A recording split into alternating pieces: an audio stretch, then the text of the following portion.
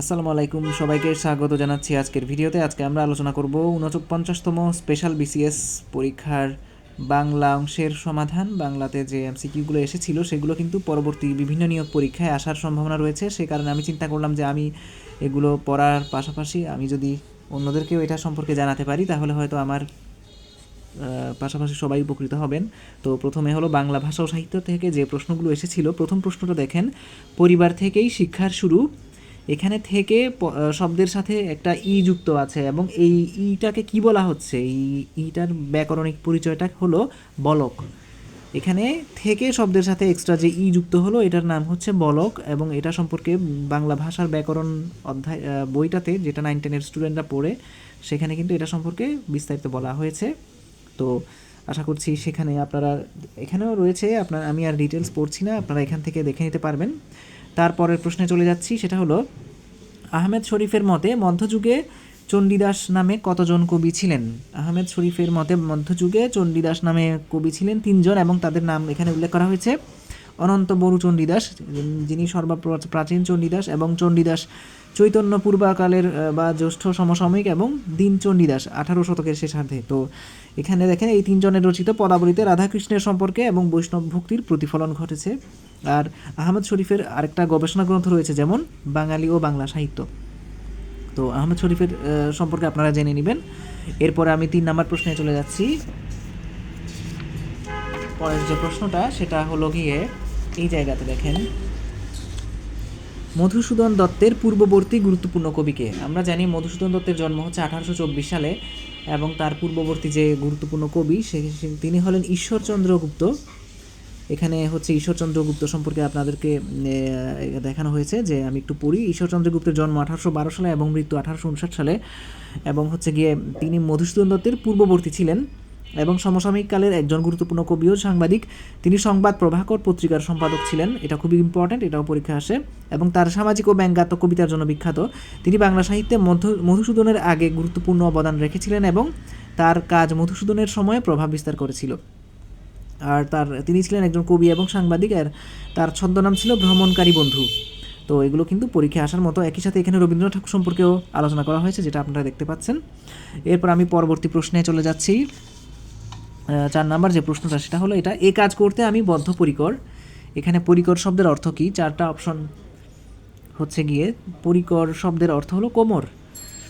আচ্ছা, তাহলে এখানে 4টা অপশন সম্পর্কে একটু ডিটেলস বলা হয়েছে। বদ্ধ শব্দের অর্থ হচ্ছে বাঁধা, আবদ্ধ, বা বাঁধানো। পরিকর অর্থ কটিবন্ধ। বাংলা একাডেমির আধুনিক বাংলা অভিধান অনুসারে পরিকর শব্দের অর্থ হচ্ছে গিয়ে কোমর। আচ্ছা, এরপর আমি পরের প্রশ্নে যাচ্ছি। 5 নাম্বার প্রশ্ন দেখেন, একটু বুঝার মতো। এটা একটা মানসিক দক্ষতামূলক প্রশ্ন বলা যায় এটা। শিক্ষককে বুঝতে হবে শিক্ষার্থী কী চায়। এই বাক্যে শিক্ষক ও শিক্ষার্থীর প্রয়োগ হয়েছে 4টা অপশনের মধ্যে। সঠিক উত্তরটা হচ্ছে একবচন ও বহুবচন উভয় বোঝাতে ব্যবহৃত হয়েছে। অর্থাৎ শিক্ষক এবং শিক্ষার্থী দুটো যদি আমরা আলাদা করে লিখি, শিক্ষক দ্বারা আসলে একজনকে বোঝানো যেতে পারে, কিংবা বহুবচন অনেকগুলো মানুষকে, অনেক টিচারকে বোঝানো যেতে পারে। এবং একই সাথে শিক্ষার্থী দ্বারা যেমন একবচন বোঝায়, একই সাথে বহুবচন বোঝানো যায়। এরপর আমি পরের প্রশ্নে যাচ্ছি। 6 নাম্বার প্রশ্নটা হলো এই জায়গাতে, এটাও খুবই সহজ মনে হয়েছে আমার কাছে, গ্রামারের একটা প্রশ্ন। তিনি কথা শুনে ঘুমাতে পারলেন না। বাক্যটির অস্তিবাচক রূপ কী হবে? বাক্যটির ইতিবাচক রূপটা হলো তিনি কথা শুনে জেগে রইলেন। একই সাথে আপনারা এখানে ব্যাখ্যা দেখতে পাচ্ছেন, ব্যাখ্যাটা আপনারা পড়ে নেবেন ভিডিওটা পজ করে, অথবা ভিডিওটা স্লো করে আপনারা এই ব্যাখ্যাটা পড়ে নিতে পারেন। আমি আর এক্সট্রা কথা বলছি না, যেহেতু আরও অনেকগুলো প্রশ্ন রয়েছে। তো আমি 7 নাম্বার প্রশ্নে যাচ্ছি। 7 নাম্বার প্রশ্ন যেটা, সেটা হলো গিয়ে এটা একটু বোঝার ব্যাপার আছে। এটা হচ্ছে ধ্বনি পরিবর্তনের একটা অধ্যায়। দেখেন, কোন ধ্বনি পরিবর্তনটি যথাযথ হয়নি? 3 নাম্বারটা সঙ্গীত গীতিকা। সঙ্গীত থেকে আসলে সরাসরি গীতিকা শব্দটা আসে না, এই কারণে এই 3 নাম্বার অপশনটা যথাযথ হয়নি। তারপরে আমি পরের প্রশ্ন যাচ্ছি। এখানে ওরা ব্যাখ্যা দিয়েছে, আপনারা ব্যাখ্যাটা দেখে নিতে পারেন। আমি আপনাদেরকে একটু ক্লিয়ার করে দিচ্ছি জিনিসটা, এখানে আপনারা ব্যাখ্যাটা পড়ে নিতে পারেন। তারপর আমি 8 নাম্বার প্রশ্নে যাচ্ছি। 8 নাম্বার প্রশ্ন এসেছিল কাজী নজরুল ইসলাম থেকে।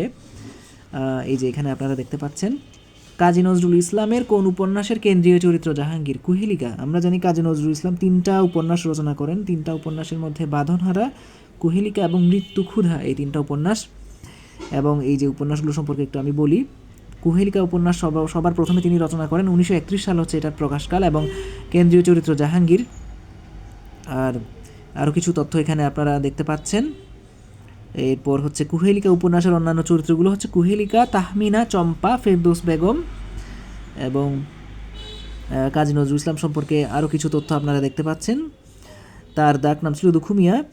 বাংলা সাহিত্যের ইতিহাসে তিনি বিদ্রোহী কবি এবং আধুনিক বাংলা গানের জগতে বুলবুল নামে খ্যাত। কাজী নজরুল ইসলাম রচিত উপন্যাস বাঁধনহারা, মৃত্যুক্ষুধা এবং কুহেলিকা। তাহলে তিনটা উপন্যাস ইম্পর্টেন্ট, আপনারা এখানে এটা কোনো একটা বই থেকে পড়ে নিতে পারেন, কিংবা আমি আমার পরবর্তী ভিডিওতে কাজী নজরুল ইসলামের উপন্যাসগুলো সম্পর্কে বিস্তারিত আলোচনা করব। এরপর আমরা চলে যাব হচ্ছে 9 নাম্বার প্রশ্ন। 9 নাম্বার যে প্রশ্নটা এটা দেখেন এখানে উল্লেখ করা হয়েছে, উৎক্ষেপণ শব্দের উৎ উপসর্গ কোন অর্থ ধারণ করে? উৎ মানে আসলে ঊর্ধ্বে অর্থাৎ উপরে। আমরা সাধারণত দেখে থাকি যে রকেট উৎক্ষেপণ করা হয়, রকেট হচ্ছে উৎক্ষেপণ করা মানে রকেট উপরের দিকে নিক্ষেপ করা। তো এখানে উৎ শব্দের অর্থ হচ্ছে উপরে। আচ্ছা, এখানে কিছু ব্যাখ্যাও রয়েছে। এরপর আমি পরের প্রশ্নটা দেখাচ্ছি, রবীন্দ্রনাথ ঠাকুর শুরুতে মাত্রাযুক্ত একার ব্যবহার করতেন কেন? রবীন্দ্রনাথ শুরুতে মাত্রাযুক্ত একার ব্যবহার করতেন কারণ উচ্চারণটা বোঝানোর জন্য। এখানে একটা ব্যাখ্যা আপনারা দেখতে পাচ্ছেন, এটা আপনারা পড়ে নিতে পারেন, আমি আর বিস্তারিত বলছি না। রবীন্দ্রনাথের যে এই কাজটা করতেন আর কি, সেটা আমি নিজেও জানতাম না। এই প্রশ্নটা আসলে কোথাও খুব একটা আমি খুঁজে পাইনি, এটার মানে এটা দিয়েছে কোত্থেকে, কোন বই থেকে আসলে এটা দিল, সেই প্রশ্নটা আমি আসলে এখনও ডিটেলস পাইনি। আমি চেষ্টা করব যদি পাই সেটার সোর্সটা আপনাদেরকে জানানোর জন্য, ডেসক্রিপশন বক্সে আমি সোর্সটা দিয়ে দিব। তো এটা আমারও জানা হয়ে গেল যে তিনি মাত্রাযুক্ত একার ব্যবহার করতেন উচ্চারণটা বোঝানোর জন্য। তারপর আমরা 11 নম্বর প্রশ্নে চলে যাচ্ছি। 11 নম্বর যে প্রশ্ন সেটা হচ্ছে, দেখেন এখানে যেটা বলা হয়েছে, কোন শব্দটি প্রত্যয় যোগে গঠিত? এটা খুবই সহজ, ডাক্তারখানা। ডাক্তারখানা, ডাক্তার এবং খানা দুইটা আলাদা শব্দ, এটা প্রত্যয় যোগে গঠিত হয়েছে। এবং হচ্ছে সত্যকে স্বীকার করতে অনেক ব্যক্তিরাই চায় না। এখানে কি কি ভুল হয়েছে দেখেন, বানান ও বচনের ভুল হয়েছে। এখানে দেখেন বানানের ভুল কোথায় হয়েছে বলি, এই যে চায় না আলাদা শব্দ কিন্তু এখানে একসাথে দিয়ে দিয়েছে, চায় আর না দুইটা আলাদাভাবে ব্যবহৃত হবে, ওনারা একসাথে করে ফেলেছে, যার কারণে এটা চায় না দেশ হয়ে গেছে, এটা দেশ বোঝাচ্ছে এখানে হলো। আর ব্যক্তিরাই হবে না, ব্যক্তিই হবে, রাটা এখানে বাদ যাবে আর নাটা এখানে আলাদা করে বসবে, এটাই হলো এখানে ভুল। তারপর আমি 13 নম্বর প্রশ্নে যাব। 13 নম্বর প্রশ্নটা এখানে বলা হলো যে এই যে পারিভাষিক শব্দ বলতে কি বোঝানো হয়? পারিভাষিক শব্দ বলতে কি বোঝানো হয়? বিষয়গত সুনির্দিষ্ট অর্থবোধক শব্দ। আমরা সাধারণত অনেকগুলো অর্থের সাথে পরিচিত, অনেকগুলো শব্দ পরীক্ষায় এসে থাকে, যেমন এই যে পেডাগগি, এটা 46তম বিসিএসে এসেছিল। পেডাগগি মানে শিক্ষাতত্ত্ব, এটা কিন্তু খুবই ইম্পর্ট্যান্ট। এটা আপনারা হয়তো এটা একটা বই ফলো করতে পারেন, সেটা হচ্ছে বাংলা ভাষার ব্যাকরণ বইটার পাশাপাশি আরেকটা হচ্ছে এটিএম, একটা নাম মুখস্থ, এটিএম একটা বই আছে, এই বইটা ফলো করতে পারেন, যেটা অভিযাত্রী প্রকাশনীর। আর এরপর পরের প্রশ্নে যাচ্ছি আমি, মৃগয়া শব্দের মৃগ বলতে কি বোঝানো হয়? মৃগয়া শব্দের মৃগ বলতে বোঝানো হয় পশু। দেখেন মৃগ শব্দের অর্থ হচ্ছে পশু, মৃগয়া শব্দের অর্থ হরিণ শিকার, বন্য পশু পাখি শিকার। এবং অন্যদিকে বাকি যে অপশনগুলো রয়েছে দেখেন, বানর অর্থ হচ্ছে গিয়ে বানর সুলভ স্বভাব বিশিষ্ট, শাখা মৃগ মর্ব। সিংহ শব্দের অর্থ হচ্ছে মৃগেন্দ্র, স্ত্রী সিংহী। বন শব্দের অর্থ হচ্ছে অরণ্য, জঙ্গল, কানন, কুঞ্জ, গহন, বিপিন। এরপর কোন শব্দটি বিসর্গ সন্ধির মাধ্যমে গঠিত? নীরব। নীরব শব্দটা বিসর্গ সন্ধির মাধ্যমে গঠিত, যেটা আপনারা সন্ধি বিচ্ছেদ এখানে আপনারা দেখতে পাচ্ছেন। এরপর আমি চলে যাচ্ছি 16 নম্বর প্রশ্নে। 16 নম্বর যে প্রশ্নটা এখানে দেওয়া হয়েছে সেটা হলো এটা, ভাষার অর্থযুক্ত ক্ষুদ্রতম একক কোনটি? ভাষার অর্থযুক্ত ক্ষুদ্রতম একক হচ্ছে রূপমূল। এখানে উত্তরটা হবে রূপমূল, এবং একই সাথে ব্যাখ্যা দেওয়া হয়েছে, ব্যাখ্যাটা আপনারা পড়ে নিতে পারেন। এরপর আমি চলে যাচ্ছি হচ্ছে গিয়ে 17 নম্বর প্রশ্নে। 17 নম্বর প্রশ্ন যেটা সেটা হলো, এখানে দেখা যাচ্ছে ধ্বনি ও বর্ণের পার্থক্য কোথায়? ধ্বনি ও বর্ণের পার্থক্য হলো ইন্দ্রিয় গ্রাহ্যে। সঠিক উত্তর 4 নম্বর, ইন্দ্রিয় গ্রাহ্যে। ধ্বনি ও ব্যাকরণ বা বর্ণের পার্থক্য হচ্ছে ইন্দ্রিয় গ্রাহ্যে, এবং এটা কেন হয়েছে সেটার ব্যাখ্যা কিন্তু এখানে দেওয়া হয়েছে, আশা করি আপনারা পড়লে এটা বুঝতে পারবেন। এরপর হলো আমি আপনাদেরকে পরের প্রশ্নে নিয়ে যাচ্ছি, 18 নম্বর প্রশ্নে। আচ্ছা, এখানে দেখেন 18 নম্বর প্রশ্ন হলো এটা, এখানে বলা হয়েছে যে চর্যাপদের খণ্ডিত পদগুলো তিব্বতী থেকে প্রাচীন বাংলায় রূপান্তর করেন কে? সুকুমার সেন।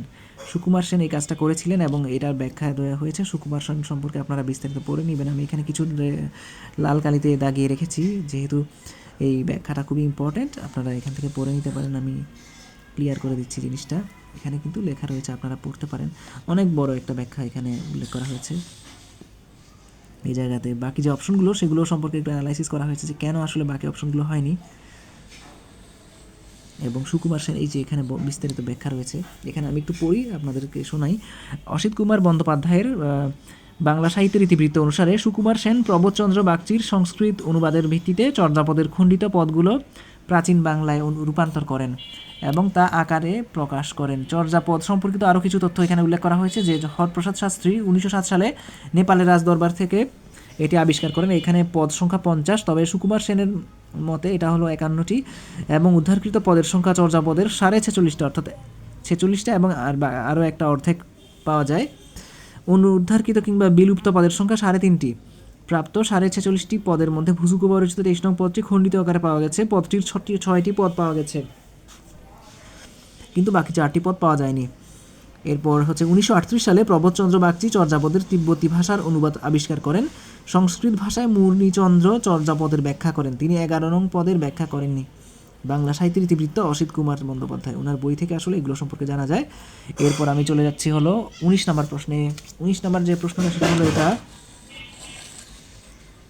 স্বাধীন শব্দের ব্যাস বাক্য কোনটি? স এর অধীন। খুবই সহজ এটা। স্বাধীন শব্দের ব্যাস বাক্য হচ্ছে স এর অধীন, এবং একই সাথে এখানে ব্যাখ্যা করা হয়েছে। ফররুখ আহমদের গ্রন্থ কোনটি? ফররুখ আহমদের গ্রন্থ হচ্ছে হরফের ছড়া। ফররুখ আহমদের যে সাহিত্যকর্ম এগুলো ভালো করে পড়ে নিতে হবে, কারণ আগের বিসিএসগুলোতেও কিন্তু ওনার সম্পর্কে প্রশ্ন এসেছিল। ওনার যে সাহিত্যকর্ম সেগুলো সম্পর্কে আমি একটু আপনাদেরকে দেখাই। এই জায়গাতে এখানে দেখা হয়েছে মুহূর্তের কবিতা, ফররুখ আহমদ রচিত একটি সনেট সংকলন। তার শিশু কিশোরদের জন্য যে রচিত গ্রন্থ পাখির ভাষা, হরফের ছড়া, নতুন লেখা, ছড়ার আসর, চিড়িয়াখানা, কিস্সা কাহিনী মাহফিল, প্রথম ও দ্বিতীয় খণ্ড, ফুলের জলসা ইত্যাদি। 1944 সালে কলকাতা দুর্ভিক্ষের পটভূমিতে লাশ কবিতা লিখে তিনি প্রথম খ্যাতি অর্জন করেন। তার আরেকটা বিখ্যাত কাহিনী কাব্য হাতেম তাই, এটার জন্য এবং এর জন্য 1966 সালে তিনি আদমজী পুরস্কার লাভ করেন, এবং 1966 সালেই পাখির ভাষা শিশুতোষ গ্রন্থের জন্য ইউনেস্কো পুরস্কার লাভ করেন। তিনি ছিলেন মুসলিম পুনর্জাগরণের কবি। তো এই ছিল বাংলা থেকে প্রশ্ন।